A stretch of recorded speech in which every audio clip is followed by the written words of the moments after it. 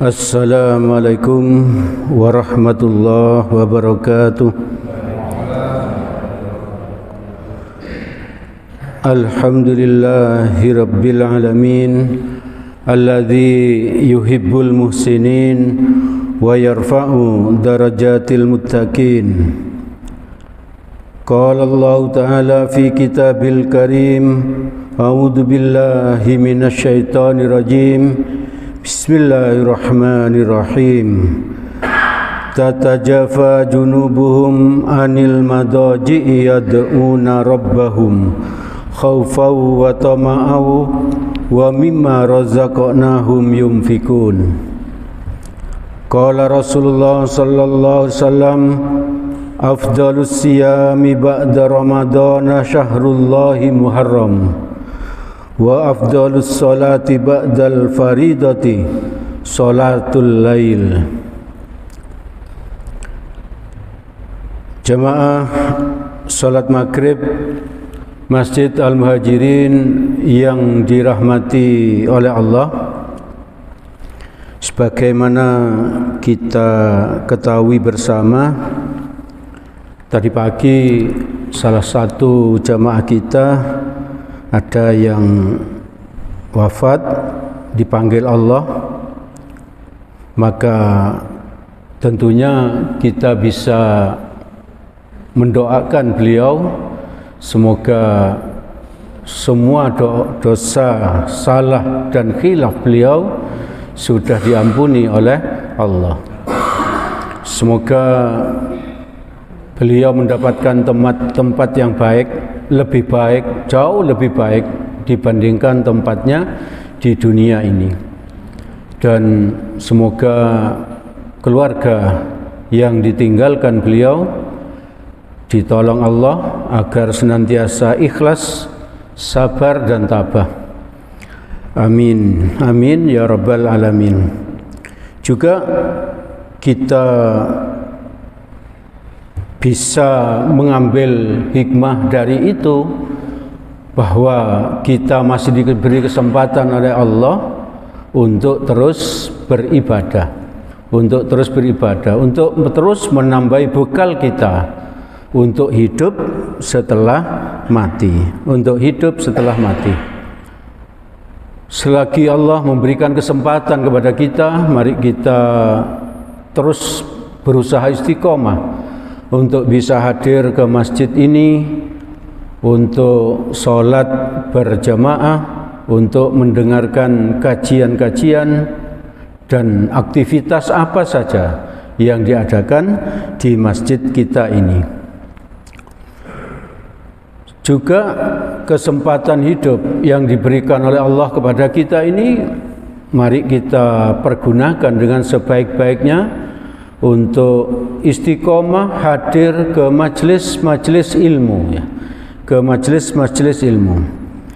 Di dalam hadis riwayat Tirmizi, Rasulullah sallallahu alaihi wasallam bersabda, "Man kharaja fi talabul ilmi fahuwa fi sabilillahi hatta yarji'a."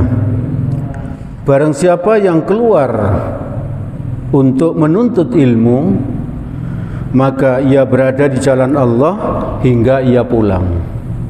Jadi kalau kita tadi dari rumah niat ke masjid ini untuk sholat berjamaah, berarti kita dapat kebaikan dari situ, dapat pahala sholat berjamaah, dapat pahala kita melangkah dari masjid ke sini, Dan kita juga niat untuk menghadiri kajian, maka kita termasuk orang yang dimaksud Nabi di hadis ini, bahwa kita dianggap Allah berada di jalannya, di jalan Allah hingga nanti kita pulang. Sungguh banyak keistimewaan, keutamaan orang yang hadir ke majelis ilmu, ke pengajian. Selagi Allah memberi kesempatan kepada kita, mari kita manfaatkan dengan sebaik-baiknya. Juga kesempatan hidup yang diberikan Allah kepada kita ini, mari kita pergunakan untuk apa? Untuk meningkatkan iman kita, untuk meningkatkan iman kita. Lebih-lebih kita sebentar lagi menghadapi bulan Ramadan.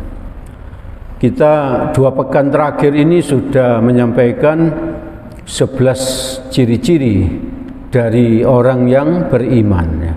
Ciri-ciri orang yang beriman. Maka pada kesempatan ini Allah memberi kesempatan kepada kita ini, mari kita tambahi sifat-sifat orang yang beriman itu untuk kita apa? Untuk kita amalkan, Kita berusaha agar memenuhi ciri-ciri ini. Ciri-ciri berikutnya yaitu tunduk kepada ayat-ayat Allah. Tunduk kepada ayat-ayat Allah. Di Quran surat 32 ayat ke-15 Allah berfirman, A'udzubillahi minasyaitonirrajim. Innama yu'minu bi ayatina alladzina idza dzukiru biha kharru sujjadaw wa sabbahu bihamdi rabbihim. Sesungguhnya orang-orang yang beriman kepada ayat-ayat kami, kepada Al-Quran, kepada ayat-ayat yang tersirat. Jadi ayat itu kan ada 2 ya. Ayat Al-Quran itu berarti ayat yang tersurat, dan ayat yang tersirat yaitu ayat yang ada di dunia ini, ya. Kejadian-kejadian yang ada di dunia ini semuanya menjadi apa? Menjadi pengingat bagi kita, menjadi pengingat adanya apa itu? Allah meninggikan langit. Itu pun kalau kita tafakuri itu merupakan ayat-ayat Al-Quran yang tersirat, ya. Bagaimana Allah meninggikan langit, tidak retak sedikit pun, ya. Tidak retak sedikit pun. Sudah berumur ribuan tahun. Langit kita itu tidak ada tiangnya sama sekali. Nah, kalau ada tiangnya kita nggak bisa naik mobil, kita nggak bisa naik motor, ya. Anak-anak kita nggak bisa main, ya, kalau banyak tiangnya, ya. Betapa Allah sangat berkuasa, ya, kalau kita pikirkan. Jadi ada ayat yang tersurat yaitu di Al-Quran, dan ada ayat yang tersirat yaitu apa-apa yang diciptakan Allah di dunia ini. Itu semua kalau kita termasuk orang yang beriman, maka itu akan menyebabkan apa? Menurut ayat di Quran surat ke-32 ayat 15 ini, membuat kita segera bersujud seraya bertasbih dan memuji Tuhan, memuji Allah. Jadi kalau kita benar-benar beriman, apabila kita mentadaburi ayat-ayat Al-Quran yang tersurat walaupun yang tersirat, maka kita akan langsung menyungkur, tersujud, ya, menyungkur sujud. Lalu kita tunduk terhadap semua perintah Allah. Kita tunduk terhadap semua yang diperintahkan oleh Rasul. Kita akan menghindari larangan-larangan Allah, larangan-larangan Rasul, dan kita patuh kepada Allah dengan khusyuk.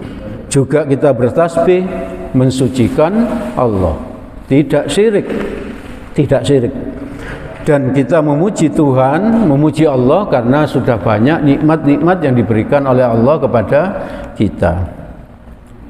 Itu orang yang beriman yang berikutnya.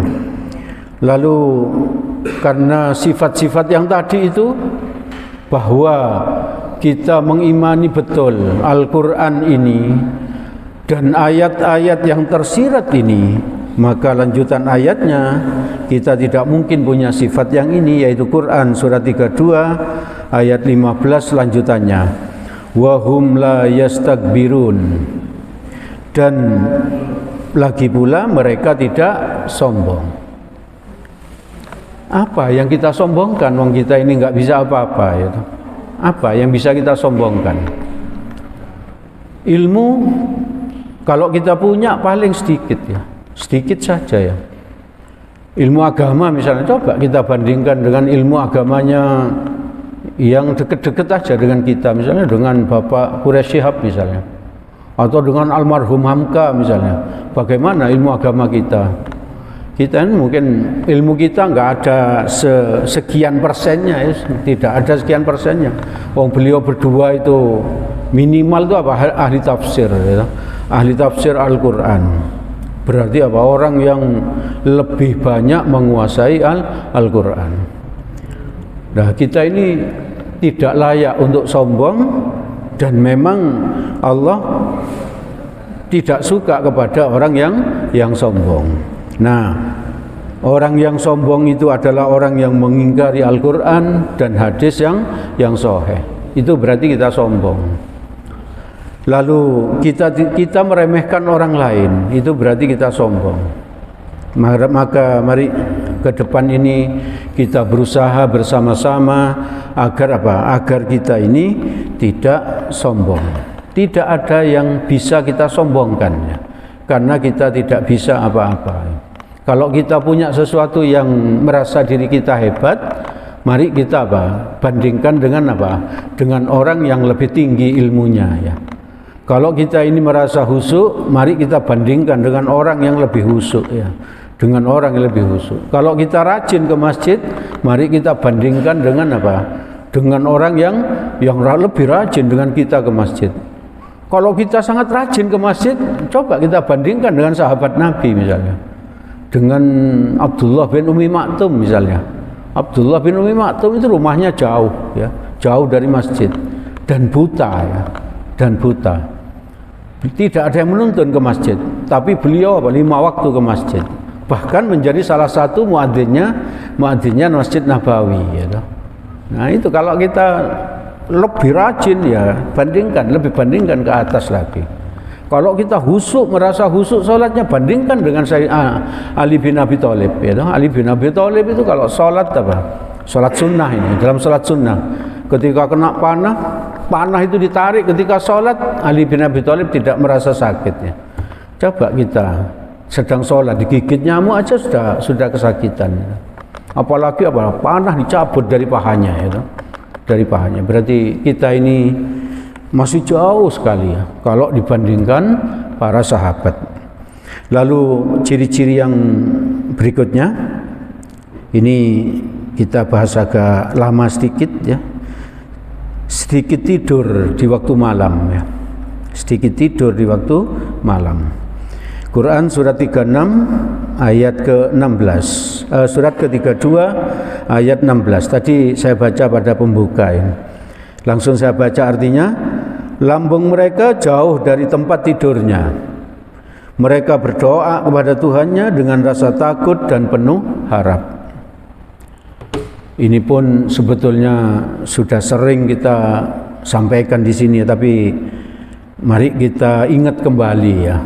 Kalau sudah ingat, mari kita cas lagi kemampuan kita untuk mengamalkannya. Jadi untuk apa kita tidur sedikit di waktu malam? Yang pertama untuk sholat tahajud. Sholat tahajud minimal 2 rakaat, ya. Minimal 2 rakaat. 4 rakaat atau 6 rakaat atau 8 rakaat. Maksimal 8 rakaat, 2 rakaat salam, ya. Berarti 2 rakaat salam, 2 rakaat salam, 2 rakaat salam 4 kali, ya. 4 kali, total 8 rakaat. 8 rakaat. Lalu ditambah sholat witir 3 rakaat maksimal, ya. Minimal 1 rakaat. Berarti total 11 rakaat. Di Al-Quran surat ke-17 Al-Isra ayat 79, A'udzu billahi minasyaitonir rajim.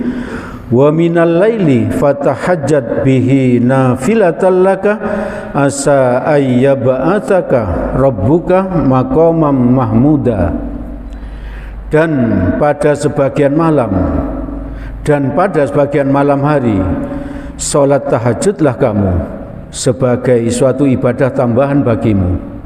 Mudah-mudahan Tuhanmu mengangkat kamu ke tempat yang terpuji. Jadi kita diperintah untuk sholat tahajud oleh Allah.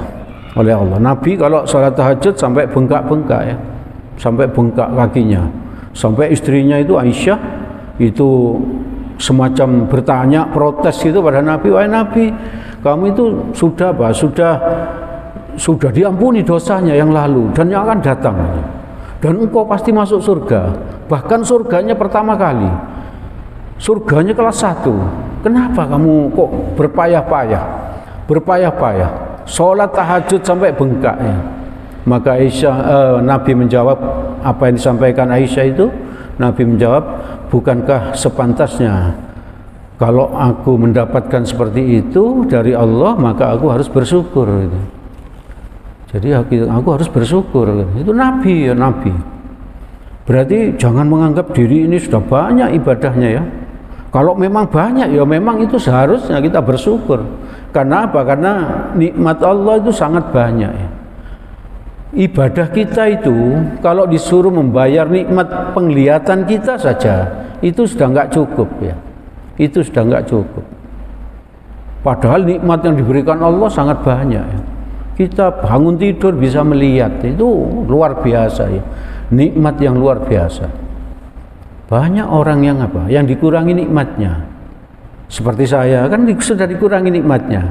Kalau kacamata dibuka nggak bisa baca yang dekat. Berarti itu sudah dikurangi. Sudah dikurangi nikmatnya. Bapak Ibu yang belum dikurangi, bersyukurlah. Bersyukurlah. Tapi saya tetap bersyukur. Karena apa? Karena ada orang yang tidak bisa melihat sama sekali. Sama sekali. Dan mereka di Surabaya ada 5-7 orang itu buta semuanya. 5-7 orang itu buta semuanya. Setiap Senin malam mereka itu ngaji ya. Datang ke majelis ilmu. Turun dari angkot, mereka itu saling apa, berpegangan tangan itu ya. Saling berpegangan untuk menuju apa? Tempat ngaji gitu. Nah bagaimana kalau besok kita itu dijejerkan dengan orang-orang itu tadi? Kamu loh bisa melihat ya. Kenapa enggak hadir ke masjid, enggak hadir ke majelis ilmu gitu. Gitu. Kalau dijejerkan dengan orang ini tadi. Jadi mari kita manfaatkan, kita syukuri nikmat yang diberikan Allah kepada kita ini dengan cara apa? Dengan cara beribadah dengan sebaik-baiknya. Kalau memang sudah banyak dalam rangka bersyukur, dalam rangka bersyukur. Jadi menurut ayat di atas itu, sholat tahajud dapat meninggikan derajat manusia. Berarti ia akan mendapatkan tempat terpuji, senantiasa dilindungi oleh Allah. Ya, orang yang dapat tempat terpuji berarti mendapat perlindungan dari Allah. Dia akan selamat baik di dunia maupun di akhirat. Maka mari kita belajar ya, terus belajar untuk sholat tahajud. Ya. Memaksa diri untuk bangun. Usahanya bagaimana? Tidak makan yang berat-berat setelah sholat isya. Jadi kalau sudah sholat isya kita nggak makan nasi misalnya, nggak makan apalagi nasi goreng ya. Apalagi mie goreng itu kan pencernaan kita kan berat ya. Berat. Maka kita kurangi waktu makan setelah sholat isya ya, setelah sholat isya. Lalu apa? Kita bangun kalau nggak ada pekerjaan yang penting, pekerjaan kantor, maka kita tidur lebih awal ya. Kita tidur lebih awal. Lalu kita buat apa? Kita setel HP kita, alarmnya kita setel itu, dan seterusnya usaha ya. Dan berdoa kepada Allah, mohon kepada Allah. Ya Allah, hamba minta tolong kepadamu, semoga engkau bisa membangunkan hamba paling lambat sesuai dengan alarm ini berbunyi ya. Paling lambat. Berarti bisa apa? Bisa sebelumnya. Dan nyetel alarmnya itu di waktu-waktu yang aneh gitu.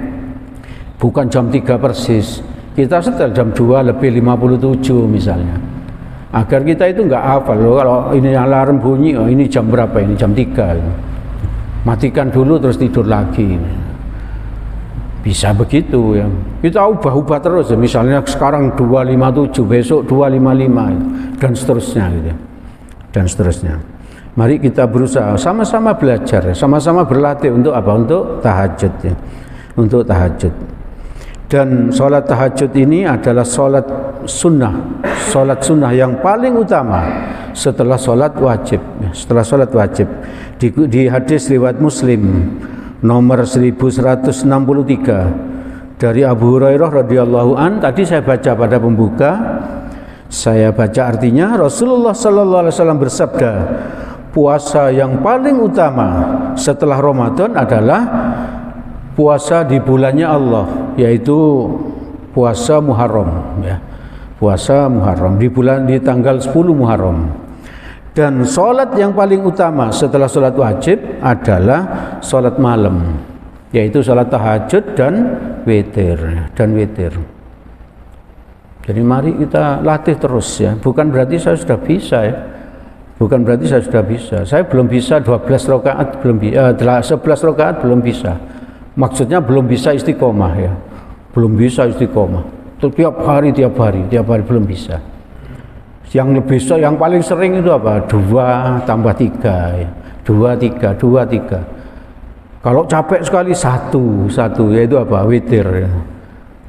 Witir. Kalau capek sekali, usahakan minimal witir, ya, 1 kali. Tapi 2, 3, 2 rakaat apa? Tahajud dan 3 rakaat witir. Naikkan lagi gitu, dan seterusnya, ya. Lalu sholat tahajud itu, dengan sholat tahajud itu tubuh kita lebih sehat, ya. Tubuh kita itu lebih sehat dan dicegah dari perbuatan dosa.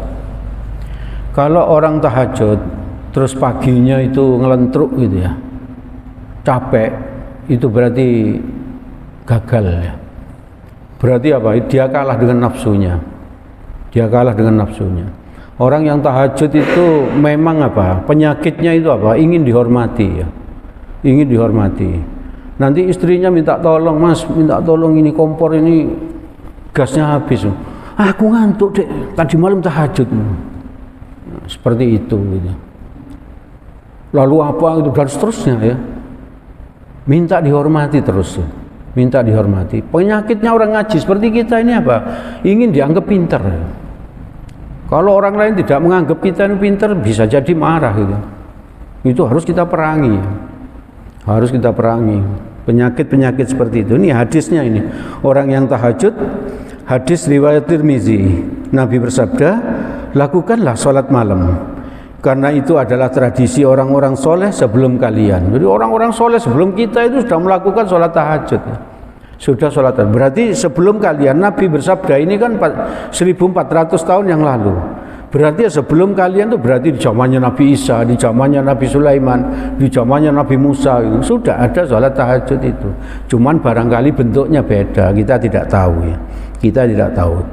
Lalu lanjutannya, sarana tahajud itu sarana mendekatkan diri kepada Allah, pencegah dari perbuatan dosa, penghapus kesalahan, dan pencegah segala macam penyakit di dalam tubuh. Jadi orang yang tahajudnya istiqomah itu pasti sehat, ya. Pasti sehat. Jadi jangan biarkan tahajud terus merasa ngantuk, minta dihormati oleh anaknya dan sebagainya. Puasa Senin Kemis dia omong-omong dan juga orang lain, aku puasa. Orang yang puasa Senin Kemis itu jangan diberitahu ke siapa saja, ya. Bibir kita itu dibasahi gitu, ya, agar tidak tahu orang lain kalau kita apa? Puasa, gitu. Orang lain agar tidak tahu, jangan diperlihatkan. Dan kita tetap kerja dengan energik, gitu. Dengan energik. Jangan terus loyo, gitu. Tidak perhatikan bos loyo. Apa kok loyo? Puasa, gitu. Tidak seperti itu. Kalau Nabi itu puasa tetap apa? Energik, tetap bekerja seperti biasa. Sahabat Nabi juga seperti itu. Mari kita tiru pelan-pelannya. Kita tiru. Lalu manfaat sholat tahajud berikutnya itu dikabulkan doa-doanya dan diampuni dosa-dosanya. Insya Allah hadisnya sudah terkenal.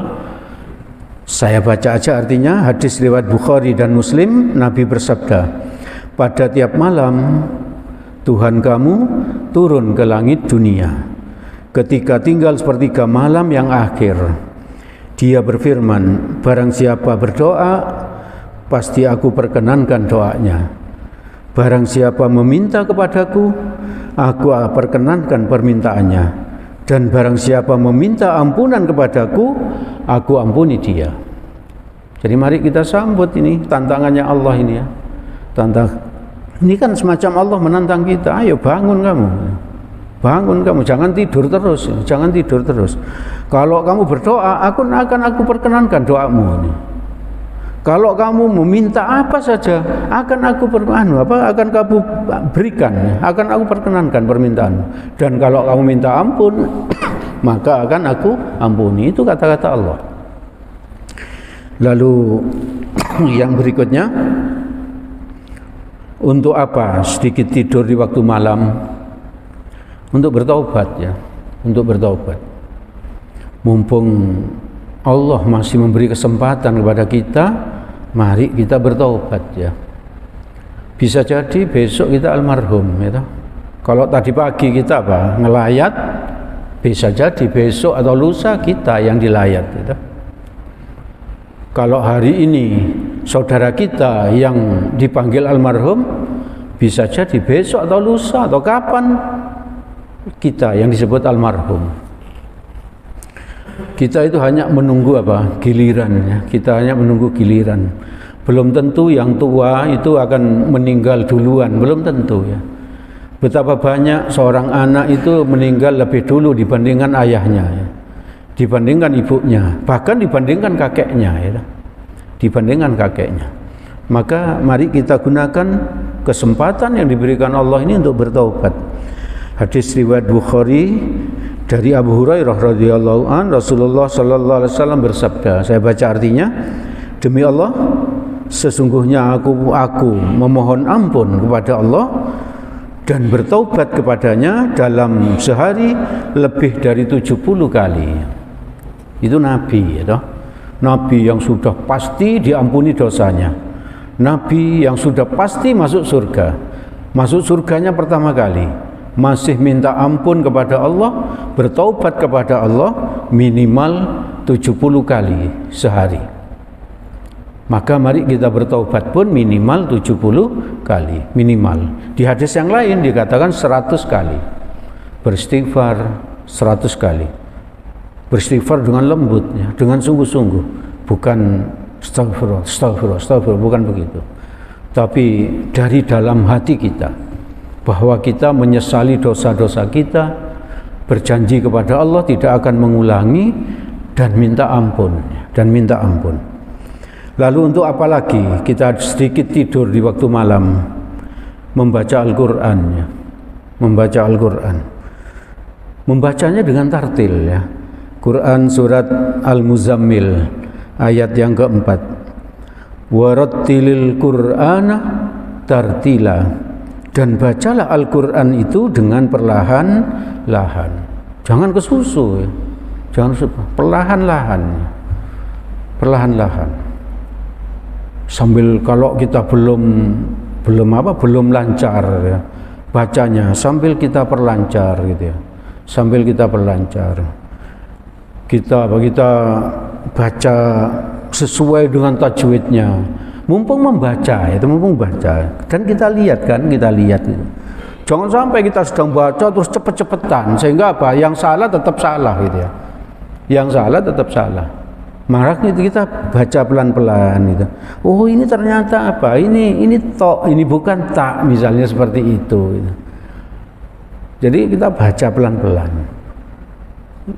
Di Quran surat Muzammil juga ayat yang ke-6, sesungguhnya bangun di waktu malam adalah lebih tepat untuk khusyuk, dan bacaan di waktu itu lebih berkesan.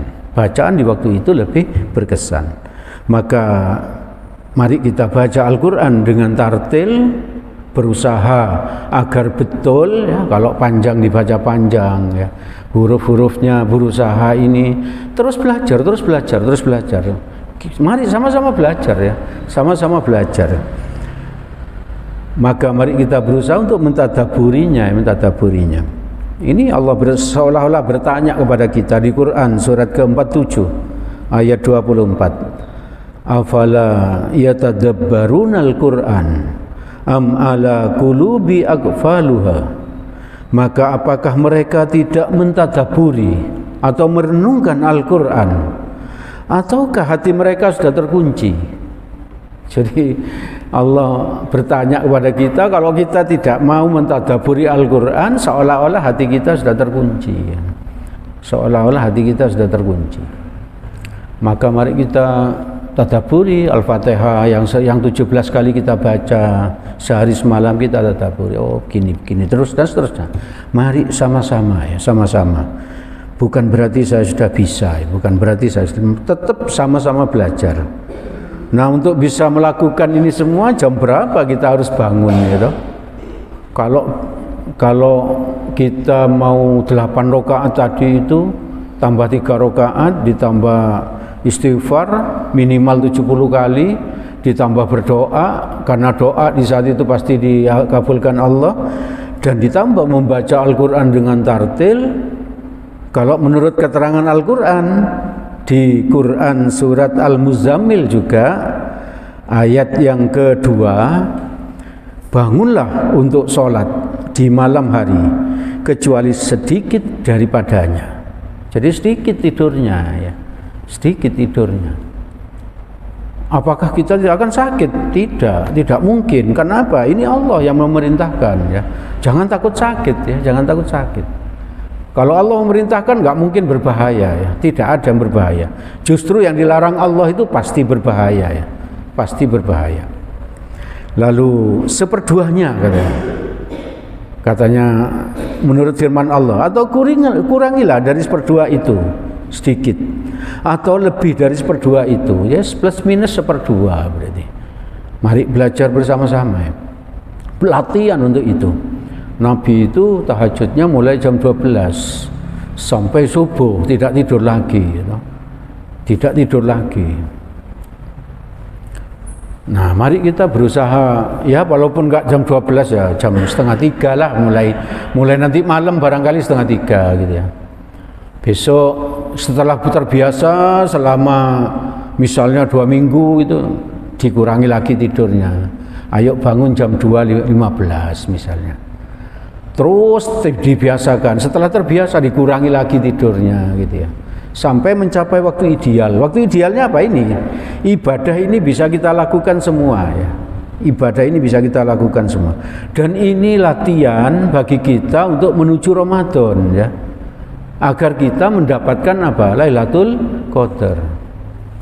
Tidak bisa kita ujuk-ujuk apa? Malam 21 besok apa saya akan bangun tanggal malam 21. Ya kesulitan kita, kesulitan. Kalaupun bisa bangun bisa apa? Hanya jagong aja gitu, jagongan gitu. Maka mulai sekarang kita persiapkan bangun, mulai dilatih bangun lebih pagi, lebih awal, bangun lebih awal, dan ibadahnya sudah mulai kita tata mulai sekarang. Maka dengan cara seperti itu lalu kita nanti berpuasa dengan sebaik-baiknya, semoga kita bisa mendapatkan Lailatul Qadar. Dan kalau ini menjadi Ramadan terakhir kita, maka semoga Allah sudah mengampuni semua dosa-dosa kita. Ibu bapak, saudara-saudara yang dirahmati oleh Allah, ciri-ciri orang yang beriman yang terakhir pada kesempatan malam ini sepertinya diulang-ulang oleh Allah di beberapa tempat ya, berinfak ya, berinfak. Quran surat 32 ayat 16 lanjutannya. Wa mimma razaqnahum yunfikun. Dan mereka menginfakkan sebagian dari rezeki yang kami berikan kepada mereka. Jadi ayo kita jangan medit ya, jangan medit. Harus ada dana atau uang yang kita infakkan ya, yang kita infakkan untuk pembangunan masjid ini, untuk kelangsungan aktivitas di masjid ini. Misalnya apa? Untuk transportnya ustadz dan lain sebagainya gitu. Itu. Jadi mari kita berusaha mengamalkan ini, mengamalkan apa? Ayat Quran surat 32 ayat ke-16 ini. Dan mereka orang yang beriman itu adalah menginfakkan sebagian dari rezeki yang kami berikan kepada mereka. Bagi Bapak Ibu yang belum berkesempatan untuk berinfak untuk pembangunan masjid, masih ada kesempatan. Masih ada kesempatan. Bagi yang sudah, semoga Allah menggantinya dengan yang lebih baik, baik di dunia maupun di akhirat. Amin.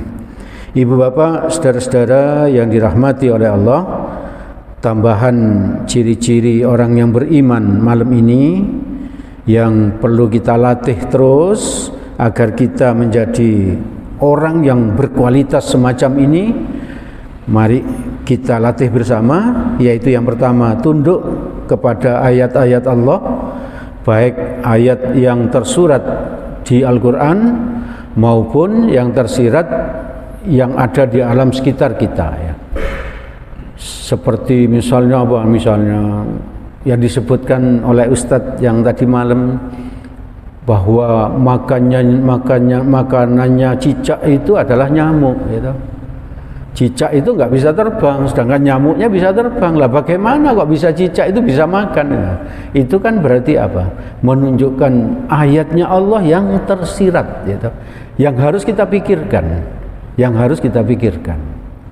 Dari situ membuat kita optimis, ya, Lalu tidak sombong, ya, tidak sombong itu berarti apa? Tidak mengingkari kebenaran, ya, dan tidak meremehkan orang lain. Lalu sedikit tidur di waktu malam untuk tahajud, untuk witir, untuk istighfar, untuk baca Al-Quran, untuk berdoa, ya, Lalu berinfak, ya, Dan kalau kita tahajud, nggak mungkin ke masjidnya itu apa? Terlambat, ya. Nggak mungkin ke masjid untuk sholat subuh akan terlambat, nggak mungkin, ya. Ibu bapak, saudara-saudara yang dirahmati oleh Allah, itu yang bisa kami sampaikan pada kesempatan malam ini. Segala yang baik dan benar itu semata-mata berasal dari Allah Subhanahu wa ta'ala. Semoga ada manfaatnya bagi kita.